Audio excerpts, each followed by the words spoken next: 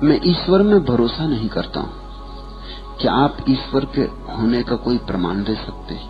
मैं प्रमाण हूं। और क्या प्रमाण होता है? मेरे प्रेम को देखो, मेरी शांति को देखो, मेरे आनंद को देखो, चखो थोड़ा। मैं जो कहूंगा उससे प्रमाण होगा। कहे हुए शब्द तो शब्द ही होंगे। मेरे पास आओ, प्रमाण तो मिलेगा निकटता से। मेरे साथ बिगड़ो, मेरे साथ राजी हो। कुछ चिंता ना करो कि ईश्वर पर भरोसा नहीं। हो भी कैसे भरोसा?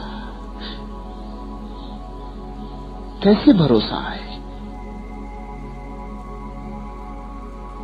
क्योंकि ईश्वर के लिए कोई ठीक तर्क हो नहीं सकता। ईश्वर तर्कातीत है। जिन्होंने तर्क दिए हानि की, लाभ नहीं किया, क्योंकि उनके तर्कों के कारण ईश्वर को असिद्ध करने का उपाय मिल गया। जिन्होंने तर्क दिए ईश्वर के लिए कि ये कारण है ईश्वर के होने में, उन्होंने रास्ता खोल दिया नास्तिकों के लिए, क्योंकि नास्तिक उन तर्कों का खंडन कर सकते हैं। खंडन की वजह से फिर ऐसा लगता है कि नास्तिक जीत गए। और जो भी तर्क दिए गए हैं ईश्वर के लिए, सब खंडित किए जा सकते हैं। मैंने अब तक ऐसा एक तर्क नहीं पाया जो खंडित न किया जा सकता हो। अगर नास्तिक और आस्तिक का तार्किक विवाद हो तो नास्तिक ही जीतेगा, आस्तिक नहीं जीत सकता है। ये बात सच है। ये मैं आस्तिक होकर कह रहा हूं। आस्तिक कमजोर है, आस्तिक लचर है, उसके दलीलें नपुंसक है। वो जो कहता है ठीक नहीं मगर रास्ता बना देता है। नास्तिक का खंडन करने का रास्ता बना देता है। आस्तिक को चुप हो जाना चाहिए, नास्तिक विदा हो जाएंगे। आस्तिक को तर्क देने नहीं चाहिए, क्योंकि ईश्वर के लिए तर्क हो नहीं सकता। आस्तिक को तर्क बनना चाहिए, तर्क देना नहीं चाहिए। उसे ये नहीं कहना चाहिए कि हर चीज का बनाने वाला होता है, तो इतनी बड़ी पृथ्वी, इतने चांद सूरज, इतना बड़ा विराट ब्रह्मांड, तो कोई बनाने वाला होना चाहिए। नास्तिक तत्क्षण पूछता है फिर उस बनाने वाले का बनाने वाला कौन? चारों खाने चित्त। अगर तुम ये कहो कि उस बनाने वाले का कोई बनाने वाला नहीं, जैसा कि आस्तिक कहते रहे, तो ये बेईमानी की बात है। फिर अगर उस बनाने वाले को बनाने वाले की जरूरत नहीं, तो इस ब्रह्मांड को ही बनाने वाले की क्या जरूरत है? फिर तो तुम्हारा तर्क बेईमानी हो गया। तर्क की बुनियाद यही थी कि हर चीज के लिए कोई बनाने वाला होना चाहिए। तुम अगर ये कहो कि ये ब्रह्मांड इतना जटिल है, इसके पीछे कोई ना कोई कारीगर होना चाहिए, ठीक, लेकिन तुम्हारा कारीगर तो इससे भी ज्यादा जटिल होगा ना, उसके पीछे भी कोई कारीगर होना चाहिए। ये बात कहां अंत होगी? ये दलील फिजूल है, ये बचकानी। मैं ईश्वर के लिए कोई प्रमाण तर्क की तरह नहीं देना चाहता, नहीं दे सकता हूं, और मैं चाहूंगा कि कोई ना दे। जिन्होंने दिए हैं उन्होंने ईश्वर को नहीं जाना, तो ही दिए। मेरी अपनी दृष्टि यही है कि जिन जिन ने ईश्वर के लिए तर्क दिए हैं वो तार्किक थे, अनुभवी संत नहीं। अनुभवी तो चुप रह जाएगा, अनुभवी कहेगा ईश्वर के लिए क्या प्रमाण। विवेकानंद ने रामकृष्ण से पूछा, ईश्वर है, मैं प्रमाण चाहता हूं। रामकृष्ण ने कहा, तू देखना चाहता है? विवेकानंद ने बहुत लोगों से पूछी थी ये बात, लेकिन किसी ने ये नहीं कहा था कि तू देखना चाहता है।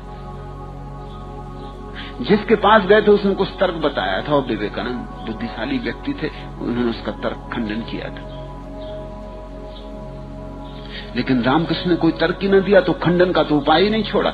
उल्टा दूसरा प्रश्न पूछा, प्रश्न के उत्तर में प्रश्न पूछा कि तू ईश्वर को जानना चाहता है, ये बोल, अभी जानना है, इसी वक्त? तो विवेकानंद थोड़े घबराए कि मामला क्या है, जानने का कोई पास की कोठरी में बंद है?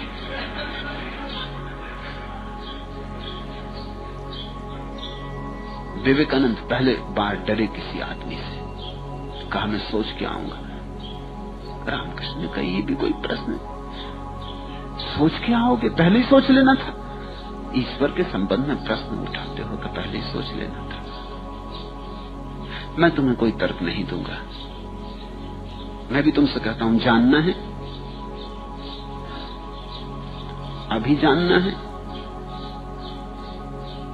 तैयार हो जाओ। हिम्मत करनी होगी। ये बड़ी बेबूझी यात्रा है। ये कच्ची हिम्मत के लोग इसमें न जा सकेंगे। ये बड़ा दुर्धर्ष मार्ग है।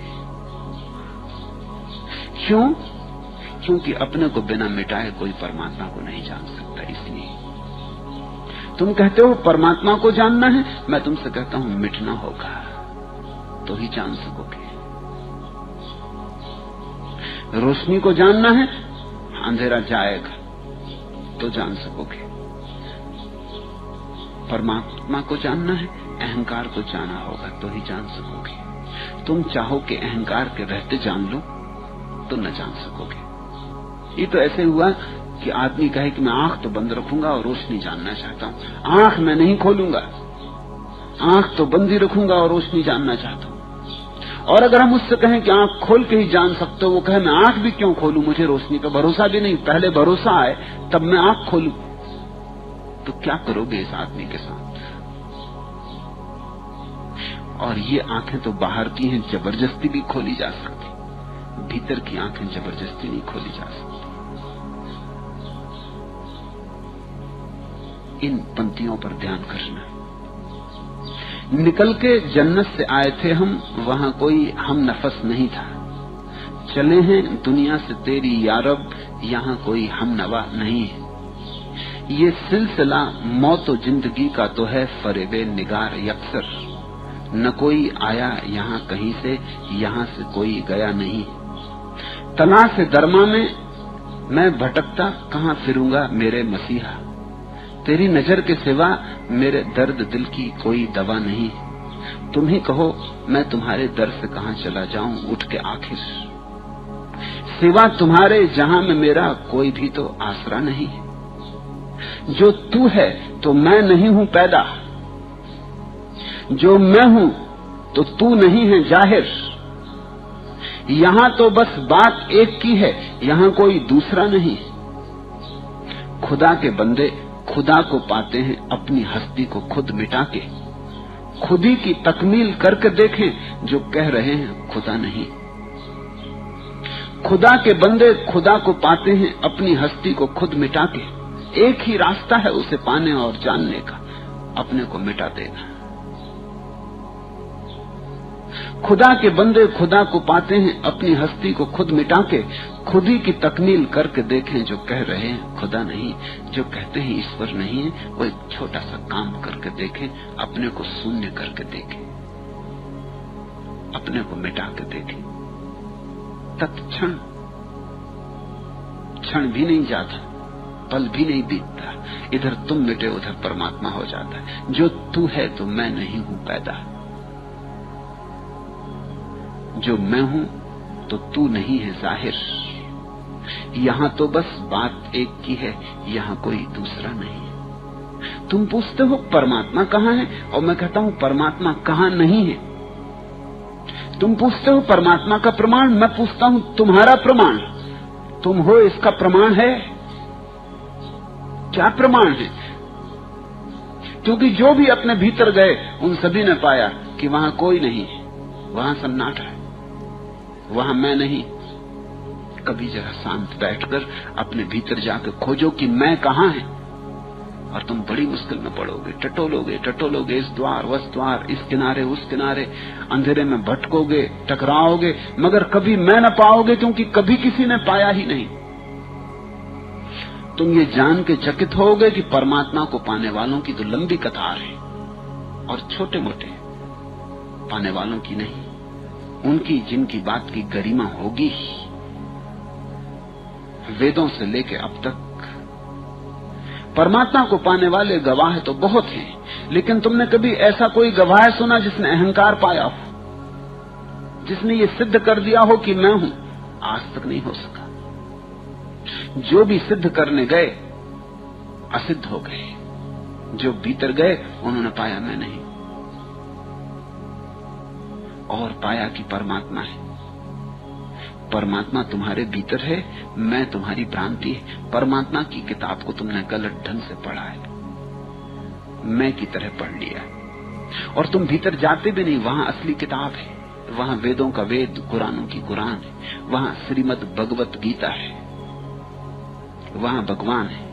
वहां तुम जाते नहीं, तुम बाहर दौड़ रहे हो। धन कमाओ, पद कमाओ, यह कमाओ, वह कमाओ, और ये सारी कमाई किस लिए तुम्हें पता है? मैं को सिद्ध करने के लिए। बड़ा राज्य होगा तो बड़ा मैं सिद्ध हो जाएगा, धन का ढेर होगा तो बड़ा मैं सिद्ध हो जाएगा, राष्ट्रपति हो जाऊंगा, प्रधानमंत्री हो जाऊंगा तो मैं सिद्ध हो जाएगा। ये मैं की दौड़, मैं को सिद्ध करने में लगे हो, और मैं कभी सिद्ध होता नहीं, क्योंकि मैं है नहीं। जो है नहीं वो सिद्ध हो नहीं सकता। तुम 2 और 2 को 5 बनाने में लगे हो, ये होता नहीं, ये असंभव है। सिकंदर से पूछो, मरते वक्त कहा कि मुझे अर्थी पर ले जाना, तो मेरे दोनों हाथ लटके रहने देना बाहर। वजीरों ने पूछा क्यों? तो उसने कहा इसलिए ताकि लोग देख लें कि मैं खाली हाथ जा रहा हूं। दौड़ा, धूपा, आपाधापी की, मगर हाथ खाली के खाली रहे। मैं शून्य की तरह जा रहा हूं। क्या कह रहा है सिकंदर? सिकंदर ये कह रहा है अहंकार पाया नहीं, शून्य ही था और शून्य ही जा रहा हूं। काश इस शून्य को स्वीकार कर लिया होता, राजी हो गया होता, अहंकार की दौड़ में समय खराब न किया होता, तो परमात्मा उतर आता। जो तू है तो मैं नहीं हूं पैदा, जो मैं हूं तो तू नहीं है जाहिर।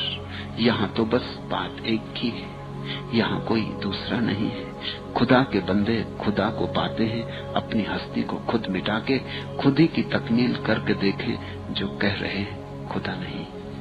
आज इतना।